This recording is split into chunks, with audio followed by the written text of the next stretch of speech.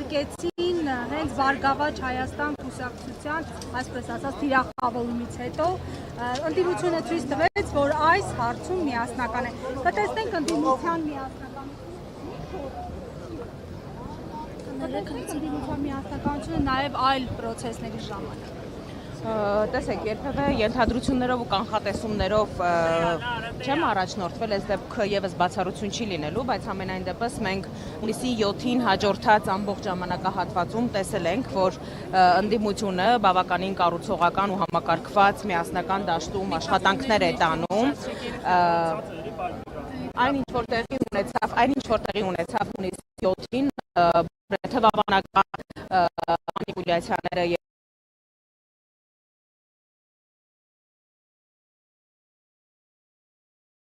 ցավոք սրտի ամբողջ քաղաքագիրտ աշխարհը, որովհետև մենք շատ հաճախ այսպես ներքին լսարանի, ներքին օրակարգից ստանում ենք տարատեսակ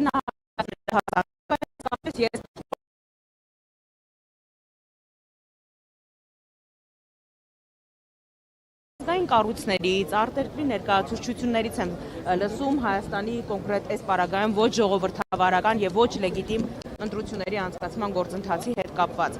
Հիմա այս դեպքում այո, տարբեր ընդդիմադիր քաղաքական ուժեր, մասնավորապես խոշորագույն ընդդիմադիր քաղաքական ուժեր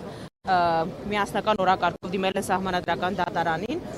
Բարգավաճ Հայաստան կուսակցության հայցը առանձնանում է նաև նրանով, որ բացի ընտրությունները անվավերջանացնելու պահանջից մենք նաև դիմել ենք մանրատների վերաբաշխման գործընթաց իրականացնելու համար, որովհետև սահմանադրական դատարանին վերապահված այդ գործառույթը եւ եթե այդ 3 ընտրատեղամասերում ընտրությունների վերջանացման գործընթացը հակասահմանադրական ճանաչվի, ապա ավտոմատ կերպով իրականացվելու է մանդատների վերաբաշխում, բայց կրկնում եմ, որ այստեղ խնդիրը բացարձակ ու ամենևին բազմիցս ասել եմ, բայց կրկնվել, որ խնդիրը ամենևին մանդատներ ձեռք բերելուն չի վերաբերվում եւ բացարձակապես Բարգավաճ Հայաստան կուսակցության ներկայությունը խորհրդարանում ապահովելու համար չէ այս պայքարը։ 3 ընտրատեղամասերում ընտրությունները անվավեր ճանաչելու գործընթացը բազմաթիվ հակաօրինական ու հակասահմանադրական դրսևորումներ ունի, մասնավորապես եթե այս մասով սահմանադրական դատարանը դրական որոշում չկայացնի, ասել է թե եթե կոնկրետ այս տեղամասերում ընտրությունների արդյունքները անվավեր ճանաչելը հակասահմանադրական չորակվի եւ մանդատների վերաբաշխում չիրականացվի, որևէ դեպքում իշխանությունը կաշկանդված չի լինելու, ասենք օրինակ հաջորդ արտահերթ կամ հերթական խորհրդարանական ընտրությունների ժամանակ, օրինակ 50 տեղամասերի ընտրությունները անվավեր ճանաչի նույն սկզբունքով, այն տեղամասերի, որտեղ արդյունքները իրենց չեն գոհացնի եւ որոնք որ կրկին անգամ կունենան էական ազդեցություն ընտրությունների ելքի վրա, կրկին անգամ անվավեր ճանաչեն, որտեղ եթե սա իրենք մարսեն, այս տեղամասերում ընտրությունների անվավեր ճանաչման գործընթացը մարսեն, ապա